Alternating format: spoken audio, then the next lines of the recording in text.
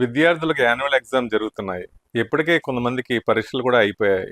ఇంకేముంది, ఎగ్జామ్స్ అయిపోయాక వేసవి సెలవులు. వేసవి సెలవులు కూడా మొదలైపోయాయి. పిల్లలకు అంతకంటే కావాల్సిన ఆనందం ఏముంది? వెంటనే అమ్మమ్మ ఇంటికి బయలుదేరడం, ఎండా వాన తెలియకుండా రోజంతా ఆడడం. వేసవి సెలవులు సుమారు 50 రోజుల పాటు ఉంటాయి. అంటే వీరికి 50 రోజుల పాటు రిలాక్సేషన్ అన్నమాట. అంతవరకు బాగానే ఉంది కానీ అక్కడే కొంచెం ప్రమాదం కూడా పొంచి ఉంది. పిల్లల్లో ఉన్న హుషారు ఒక సమూహంలో ఉన్నప్పుడు అది రెట్టింపై మరింత హుషారుగా మారతారు.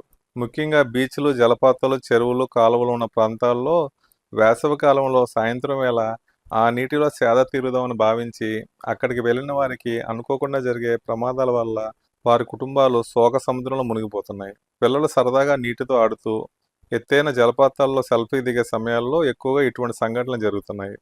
మన్యం ప్రాంతం అల్లూరి సీతారామరాజు జిల్లాలో ఇటీవల జరిగిన సంఘటనలో ఒకే కుటుంబానికి చెందిన 3 బాలికలు సెలవులకు ఇంటికి వచ్చి తమ స్నేహితురాలతో ఆనందంగా గడిపి జలపాతం దగ్గర ఫోటోలు దిగే సమయంలో ఒకరు జలపాతంలోకి జారిపడ్డారు. ఆమెను కాపాడే ప్రయత్నంలో మిగిలిన వారు కూడా ఆ జలపాతంలో మునిగి ముగ్గురు కూడా ప్రాణాలు కోల్పోయారు. అల్లూరి సీతారామరాజు జిల్లా జంబువలస గ్రామానికి చెందిన సాలేపు త్రిష 17 సంవత్సరాలు, రత్నకుమారి 16 సంవత్సరాలు, పవిత్ర 16 సంవత్సరాలు.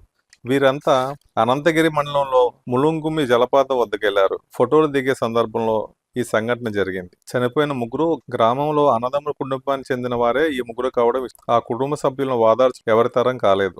ఇటువంటి సంఘటనలు అనేకం జరుగుతున్నా కూడా ఎవరికి వారు మన వరకు రాదనుకుంటారు. అందుకే ప్రతిక్షణం పెద్దల పర్యవేక్షణలోనే ఇటువంటి జలపాతాల దగ్గరికి వెళ్ళాలి. అలాగే చిన్నపిల్లలు అనుక్షణం అప్రమత్తతతో ఉంటేనే మనం ఇటువంటి సంఘటనల నుండి బయటపడవచ్చు.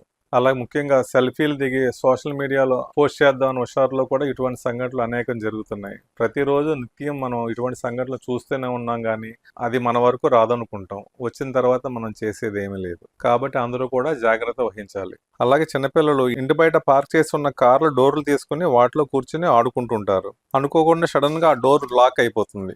ఆ లాక్ పడిపోవడంతో ఊపిరి ఆడక పిల్లలు చనిపోయిన సంఘటనలు అనేకం ఉన్నాయి. అలాగే కారు రివర్స్ చేస్తున్నప్పుడు పిల్లలు కారు వెనక్కి వెళ్లే ప్రమాదం ఉంది. ఇది చాలా మంది గమనించరు. ఇటువంటి సంఘటనలు కూడా చాలా మంది చిన్నపిల్లలు చనిపోయారు. ఇటువంటి సంఘటనలు కూడా అనేకం జరిగాయి. వీటి పట్ల కూడా ప్రత్యేక శ్రద్ధ కనపరచాలి.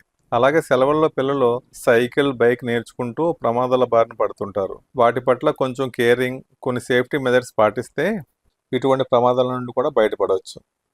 ఎదిగే పిల్లలు, నేర్చుకునే వయస్సు, సంతోషించే తల్లిదండ్రులు. ఆ సంతోషం ఎప్పుడు మీ దగ్గరే ఉంచుకోండి. అనర్థాలకు అవకాశం ఇవ్వకండి. ముఖ్యంగా ఈ వేసవి సెలవుల్లో.